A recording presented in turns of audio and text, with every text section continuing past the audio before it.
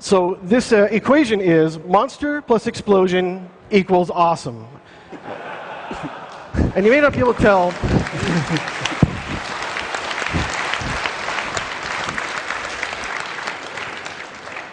Awesome was being represented by Ted Nugent there. all those elemental deaths and critical deaths are really cool, a lot of fun. But one of the things about Diablo 2 that really made it cool was that all of the characters had their own sort of special, like, custom death that they would play, and that brought a lot of personality to the monsters in Diablo 2. So we wanted to have some of that as well. So what we did is we sort of reserved some monsters for what we call special deaths, and they're custom deaths that are built just like the ones in Diablo 2. And what we do for those is we look into the character's core vibe. You know, what is this monster all about? And we pick something from that, and we try to punch that up.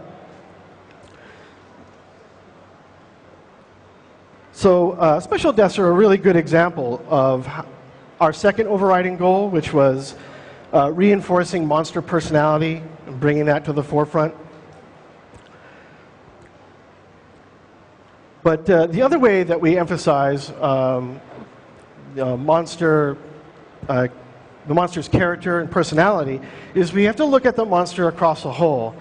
How do they get on screen? What do they do? And of course, eventually, how do they die? So one of the things that we do is we look at that monster and we say, well, you know, he's got to get on screen in a really cool way. So one of the things that we did with these we went to the 1,000-pounder here on screen. We said his vibe is he's all about hell, and he gets summoned in literally piece by piece. So when he gets on screen, we figured, well, he's from hell, you know, he should be pretty mad, and he's really big. So we want to express a lot of anger, and part of his gameplay is that he gets really mad when when you almost kill him, and he throws this big temper tantrum, and then he changes the way he plays. And so we wanted to change also the way that which of course means that you've got to change the way you play him. So we wanted to make that really loud. So what we did is we changed the way he looked, we gave him glowing tattoos, we changed his attack animations, we changed all the special effects, and then of course, when you finally do get the chance to kill him, he does sort of a reverse of how he got summoned in, because we wanted to echo, well, how did he get in on screen? Let's sort of do a reverse of that, and that'll really show off like this whole idea that he was summoned from hell. And that's just a taste of some of the special effects that we have in Diablo 3. And next up is Jay, who will be talking about monster creation. All right, well, I kind of wish I had more video on my slides. Press the FX artist to bring all the cool stuff. Your clicker there, Jay. Oh, my clicker? So Julian's told you all kinds of cool things about how we kill the crap out of monsters. What I'm going to talk about is how we go through the process of creating them in the first place. There's actually a lot of different places monsters come from. This list of kind of bullet points is actually not a chronological list. It's more just like this is where what happens. Some monsters come from visual concepts. You know, the artists have a cool idea for something they want to see. Hey, we want a big giant dude who's super fat. He blows up and spits crazy eels out of him. Okay, that sounds pretty cool. Go. Designers are like, oh, we want a guy who has this really charged up, powerful attack, so that but when it hits the ground, it gets stuck, and so you get a chance to retaliate against him. And so the artists go, okay, we can come up with a cool visual for that guy. Sometimes it's this area needs goatmen in it because that's the kind of area that it is according to the lore and the history, and so that's a case where a monster or request comes from lore. So all these departments kind of feed off one another, and we all kind of pass around ideas until we come up with an initial list of kind of the creatures that we're going to create.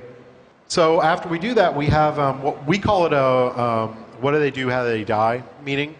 It's just kind of, it sounds snappy, so that's what we call them. But essentially we get the designers and the artists together who are going to be working on a creature, and we talk about that creature and what we want out of them. And we ask 3 key questions. The first one is, how does the creature appear?